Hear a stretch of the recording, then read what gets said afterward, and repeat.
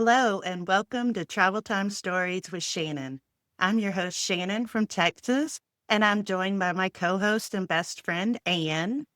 If you're new here, this podcast is about real stories, real journeys, and real healing. We have an exciting show for you tonight. We're diving into the vibrant, unpredictable, and unforgettable world of Southeast Asia with a very special guest, Melissa Rodway. Melissa is the author of The People You Meet: Luxury, Leeches, Love, and Lao Lao, a memoir that blends backpacking grit with luxury travel, unexpected friendships, and a dash of romance. She's also the creator and host of Fly Travel Radio, a podcast that celebrates off the beaten path adventures. So let's welcome Melissa to the show.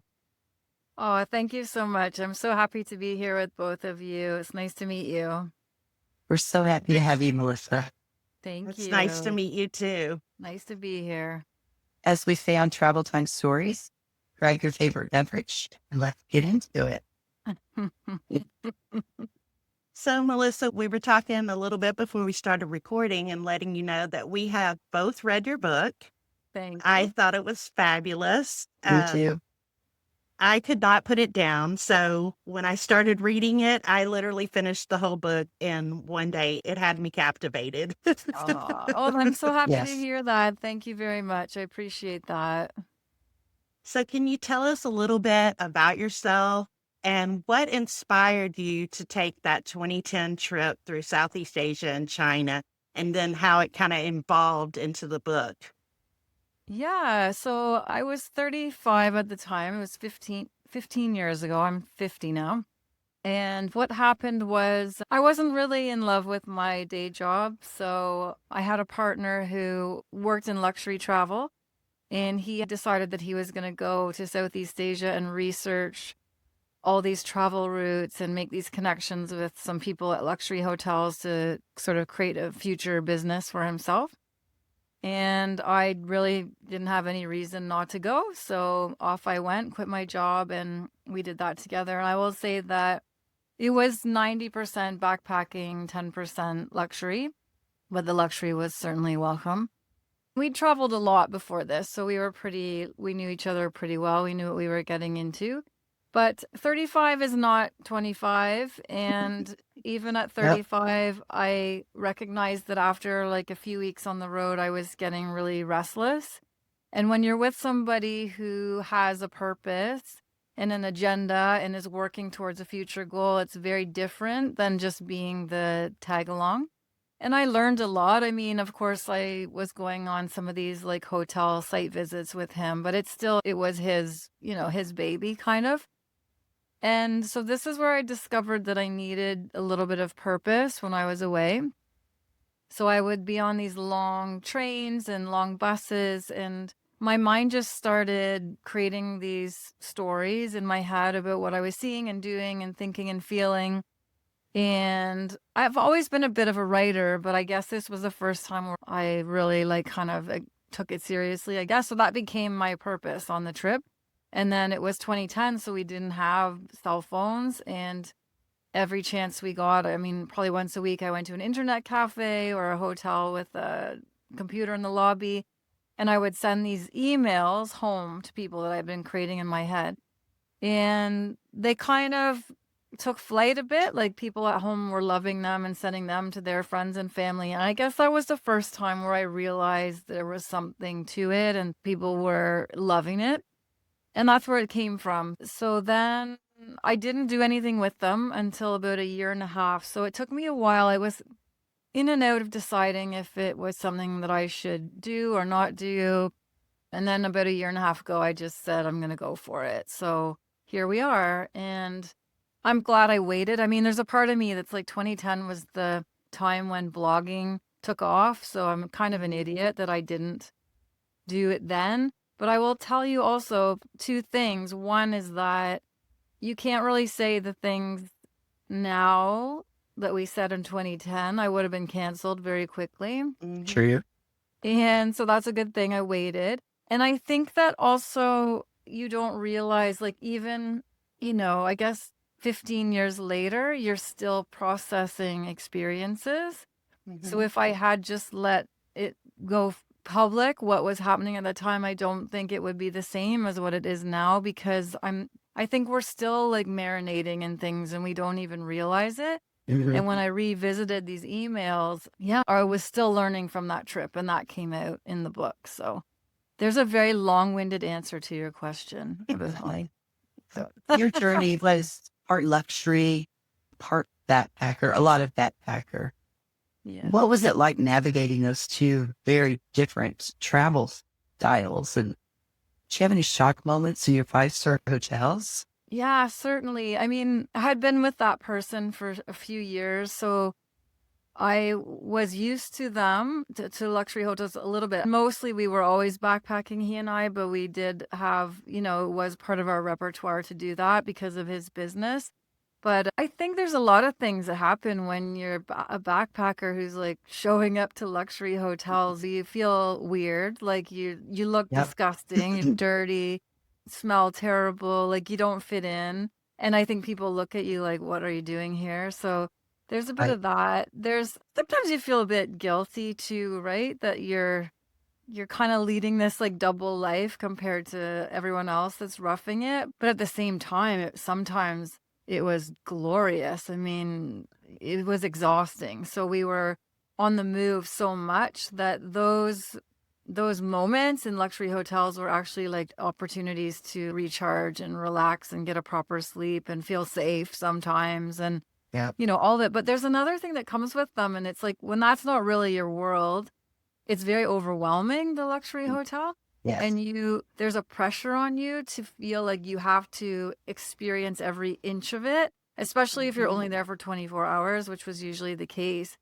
And so then you're almost like, oh my God, did I play tennis? Did I go to the sauna? Did I go to this beach? Did I swim in that pool? And that is stressful, actually, because you also want to get everything you can out of it. So it was an interesting aspect of this trip, and it wasn't always easy that either. Yeah, I can imagine. That's like when we cruise a lot and we just did our first 14-day cruise. Normally we do the shorter cruises, 7 days at the most. And we were discussing that about the difference and that the 14-day cruise was so much more relaxed because we felt like we had plenty of time and we weren't trying to cram everything in that we could do Yeah. within that short time span. So it's Yeah, the same thing like what you're talking about with the being at the luxury hotel. You're trying to cram it all yeah, in, so yeah. you don't miss out on anything. Yeah, and it's like pressure. So, yeah, that was like, I won't say that was a downside, but that was certainly part of the experience, was like trying to get it all, experience it all. Yeah, I can imagine. So the title of your book emphasizes the people you meet along the way. And I can just tell you, my favorite character out of the book is the one that you called Elle. Hmm.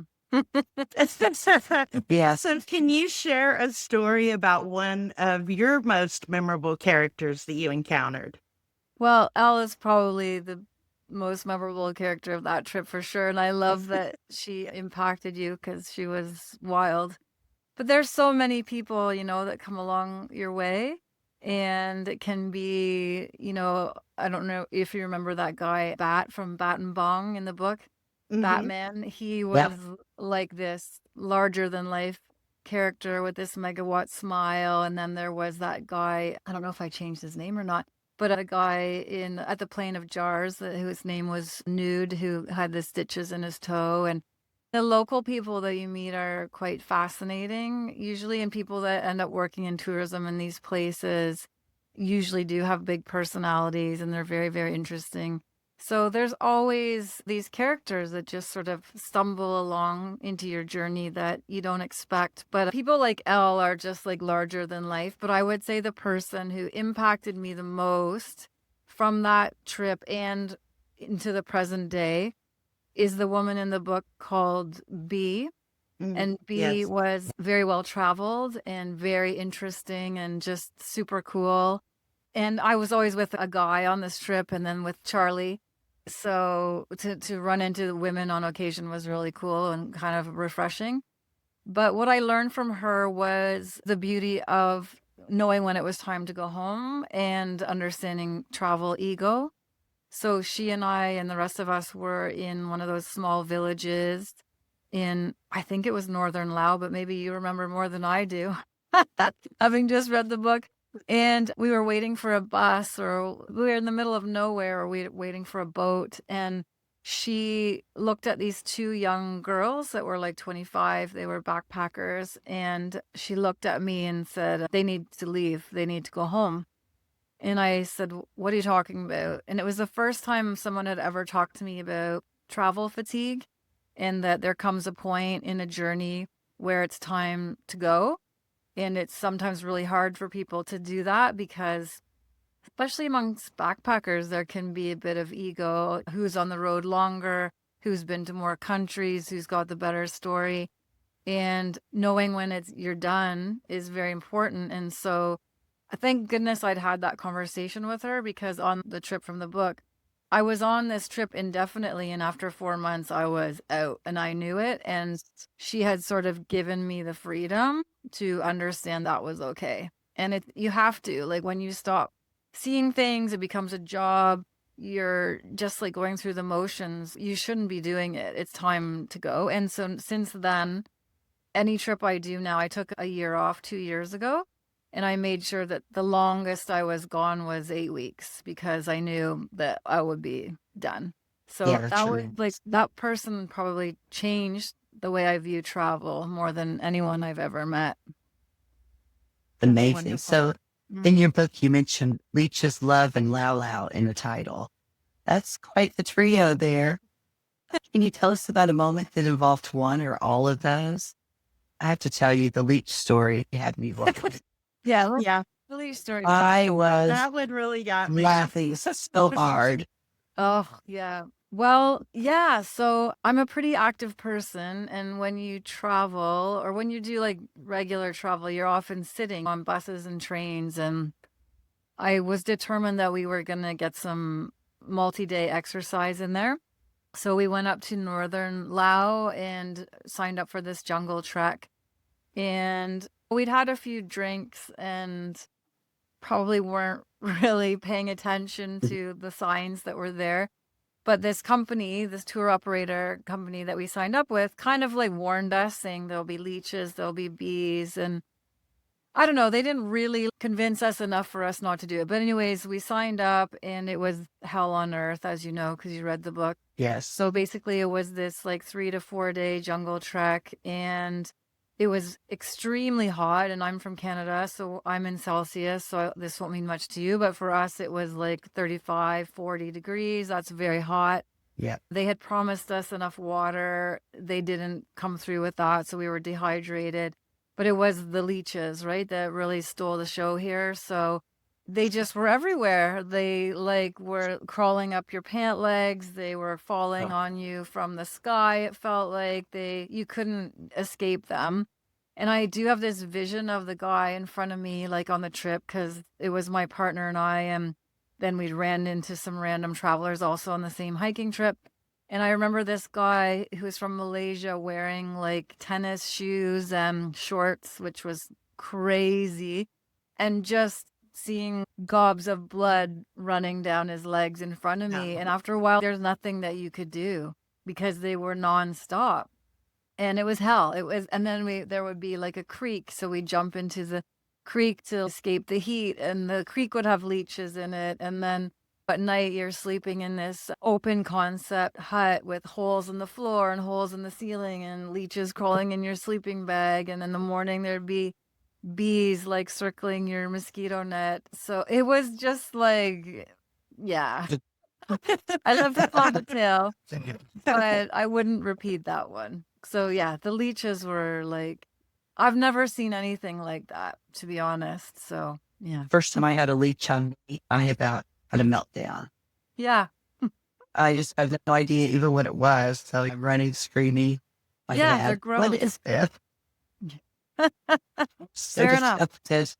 They're disgusting. Yeah. Yeah, I can't imagine having a ton of them on you. No, It's bad no. enough you get one or two or whatever, but Yeah, I can't imagine being bombarded with those things that they were everywhere. Ugh. Everywhere. And like crawl, you think you have socks and shoes on, like one of the girls in the story, like undid her hiking boots and they were in her boots. Like, how? Yeah, Wow. everywhere. Yeah, gross. So That in is that way, crazy. you're lucky I did it for you. You'll never have to do that. Right? Yeah, I will never sign up for that. I'm just letting you to know. Thank you. You're welcome. Yeah, me either. Oh, that was so bad. I was just there feeling the heat while I was reading Yeah. it. I was like, oh my God. Yeah, it was so hot. And usually, I've done a lot of hiking trips and there's always an element of unpleasantness, but usually it's worth it, right? There's a beautiful view or Right. there's a beautiful place to swim. And there was none of that. It was just nonstop difficult times. Now, I know you talk about the heat in different parts of the book, and I have heard from my boss, she did Vietnam, Singapore, and I forgot which other country she went to a couple of years ago. And she was telling me that in Vietnam, that the heat was so bad, it was like really hard to breathe. Yeah. Is, Yeah. is that how it really is? Yeah, definitely. I think the hottest was China. So Beijing in July was deadly. And I wrote about it, but our t-shirts had like white salt stains everywhere from all the sweat coming out of you. Oh, yeah. And there was so hot and the pollution is so bad that you couldn't even see the sun. Like it was so hazy. So I Wow. remember it was hot everywhere, but I remember China for me was like unbearable with the That's heat. crazy. Yeah. So don't Wow. go there in July. I have no idea. Wow. After reading your book, I really don't want to go to China at all. I know. Ever. But I feel bad when we heard that. And I wonder if China had been first, I might have had a different perspective, but I tell it like it is, and that's how Yeah, it was. no, I appreciate that. That's what I loved about your book. Exactly. Yeah. Yeah. And it actually surprised me to hear that about China because in my mind, you picture what these different countries or places are like. Yeah. Mhm. And I had a completely different picture in my mind about China. And then I read the book and I'm like, oh my God. Yeah, I did as well. But some people love it, and it is beautiful. I will tell you it is beautiful, but for me, it was very challenging. Yeah. So, do you have any advice for others who are considering writing their own book? Yeah, I think that we live in a world now where we are thinking about what we're doing for other people and who's gonna, I'm thinking about influencers and all of that. And I really struggle with that world. I think if you're gonna write a book, you write it for you Mhm. and you have to be true and authentic and not worry about who's gonna read it. Maybe no one will read it, or maybe everyone will read it, but you're not really doing it for that, you're doing it for you. And that's where the best stories come from. And I think you have to be a bit vulnerable and honest. And Yep. I think a lot of people sugarcoat travel. And I'm sure after reading my book, you know that I don't do that. Mhm. And I think that's important too. We don't really learn anything when everything's perfect. And Right. so it's gritty. You're mostly in survival mode when you're traveling. It's not all butterflies and unicorns. And the more that we can write about that, it's fun. It's funny also, right? So I Mhm. think you just Yeah. have to be human with it. And that's my advice. I don't know if it's good advice or not, but that's what I do. I think it's great advice because I loved your book and I loved your writing style because it was Oh, so thank honest and you did just put it out there. You didn't sugarcoat it. And you. I don't want it sugarcoated. If I'm reading a Yeah. travel book, I want to know everything before I go. I want to be Yeah. prepared. Oh, And a yeah. lot of those books do not prepare you at all. No. So Yeah. I had to ask you all through the book. In the whole book, I'm asking myself, will they not? Will they? There's a subtle love story going on. And Travel is stressful. Mm. How did it impact your relationship at the time? And what did you learn from that? That's a really good question. It's a loaded question too. We Yeah. had traveled a lot. We met traveling, so that's what we knew. In some ways, we were better at traveling than we were in real life. But I will say that when you are with a partner, it can be isolating and lonely traveling because you're less appealing for people to talk to you because you kind of stick to each other. So he was and is the most amazing person to travel with ever, but I like meeting people when I'm traveling, and for Yes. as many characters as there were in that book, if I had gone in a very different way, I would have probably met 3 times as many people because Right. you're different, right, when you're alone. So there was that, and I struggled with that a little bit on this trip. I started to miss, like, having more people around. Also, when you're in and out of luxury hotels, you're not meeting anyone interesting in a luxury hotel, except for the workers. The workers are Right. amazing. But I think it's also I'm a pretty independent person, and when you are with somebody he is a much better traveler than I am. He had way more journeys under his belt. He'd lived in Mexico and done so many wonderful things. Often, I mean, I love travel and I love adventure, but I'm not always good at it. You're always learning your entire life. Right. And he had a lot of power in some ways because it was his trip, his journey. He was like, had all these hotels lined up. And when you're an independent person, is very hard sometimes to be like the tag along or whatever. And that was another reason why Yeah. I knew I had to leave after 4 months. I was burnt out and exhausted, but I also really needed to reclaim myself in some ways and not be like attached to this person who was like organizing my life for 4 months. And it was amazing. How lucky am I that I got to do that? But it's not easy when you're like with the same person 24 hours a day. And however, Yeah. I will tell you that you're also super bonded. I mean, we're still friends to this day, and we have done things together that I will never do with anybody else in my entire life. And the stories that we have and the shared like moments that we have really don't compare to anything I've experienced since. So we're very lucky that we're still friends. And we're very lucky that we got to do that together. So it does bond you like there's no tomorrow. But it's not easy. It's not easy. Yeah, that is hard when you're traveling for long periods of time together. Yeah, Yeah. totally. And it's disgusting, right? Like I remember he looked at me and I looked at him at one point and we said, "Do you think we'll ever find each other attractive ever again?" Like it's just nasty. Yeah, exactly.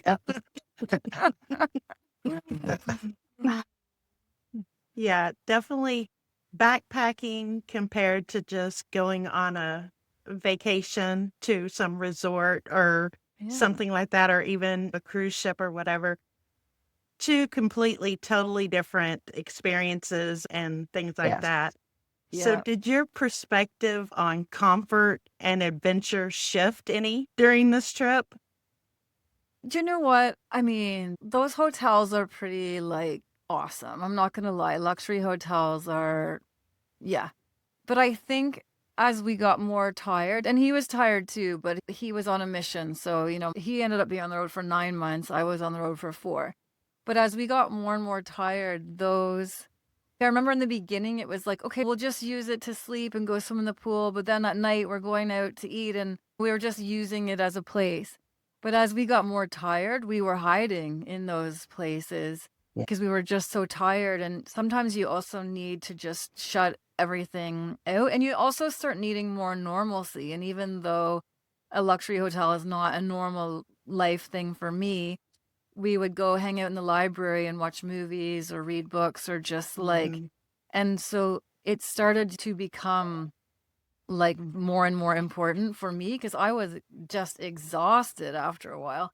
So I think it was more like, yeah, that was the part of me that was like, that's how I started to see luxury. And also, like, it was a chance to rest. Because you're not like when you're sleeping in weird places where there's like band-aids in the sink and strange people everywhere, Yeah. you're not sleeping well. No. And to keep going on a trip like this where you're on the move every 2 days, you have to rest. And we weren't doing that. So the luxury hotel became that symbol for me of like safety and rest for sure. Yeah.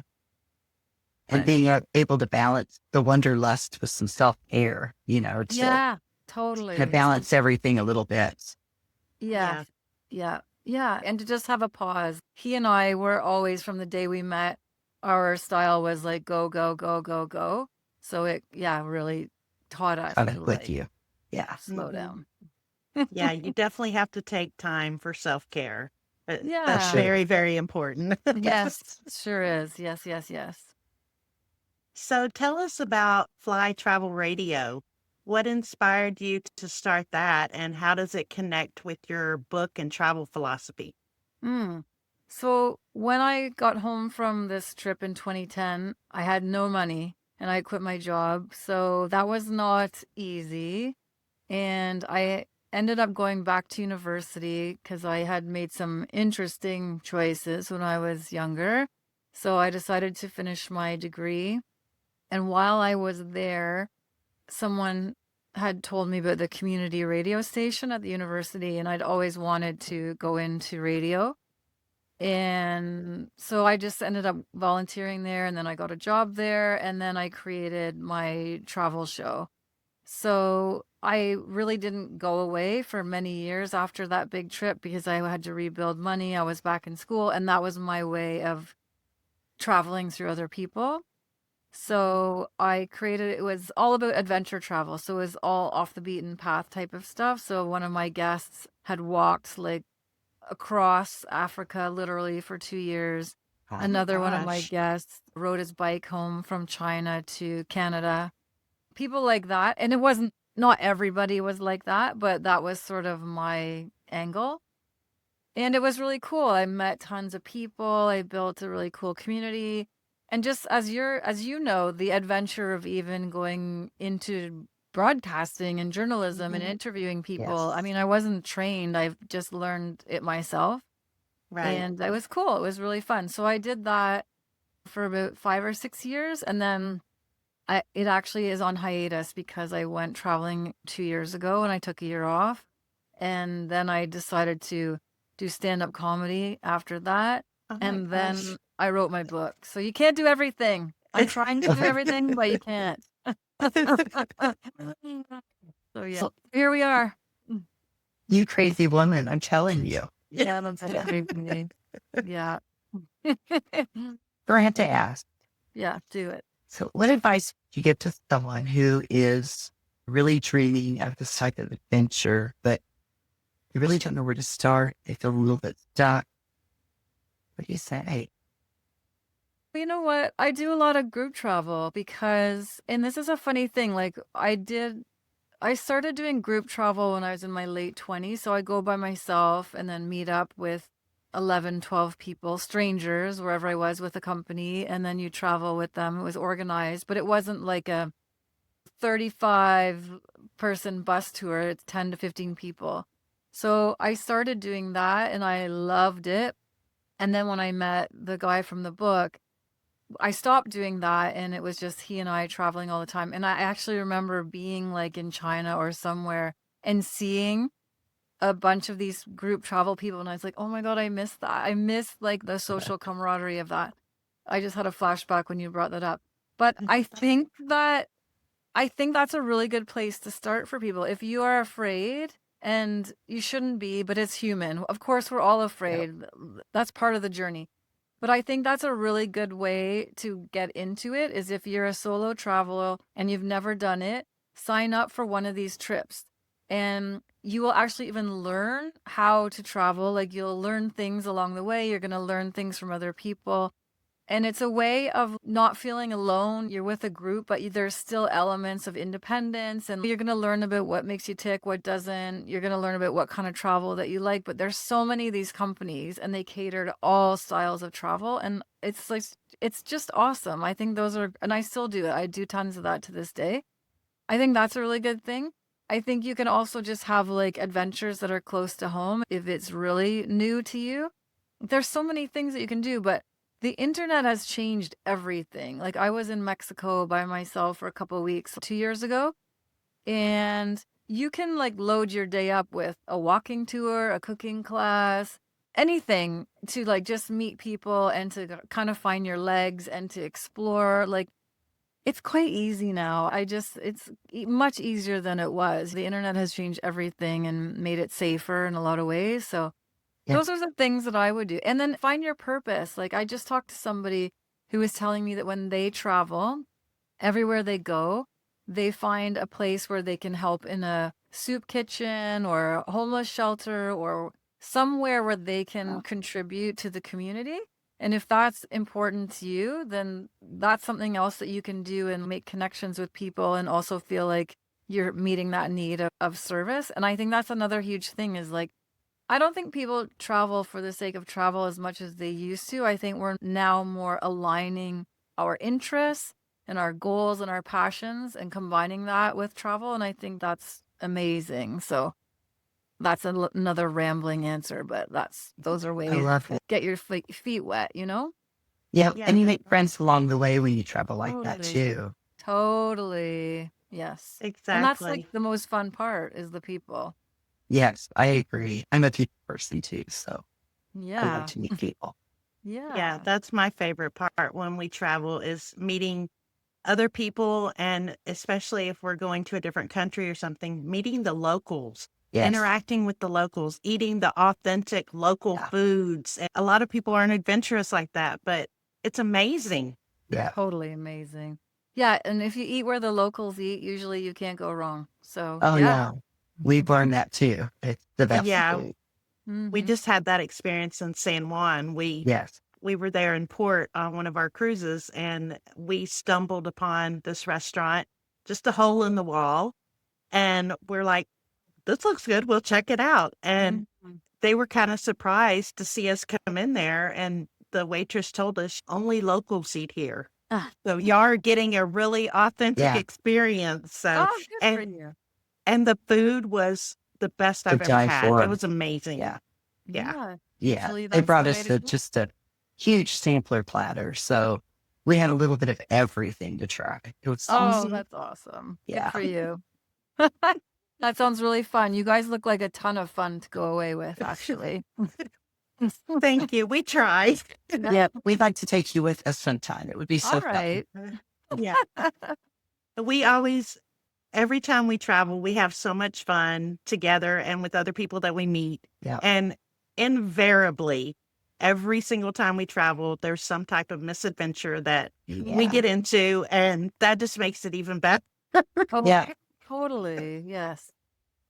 All about the misadventures, really, isn't it? Exactly. definitely. Yeah.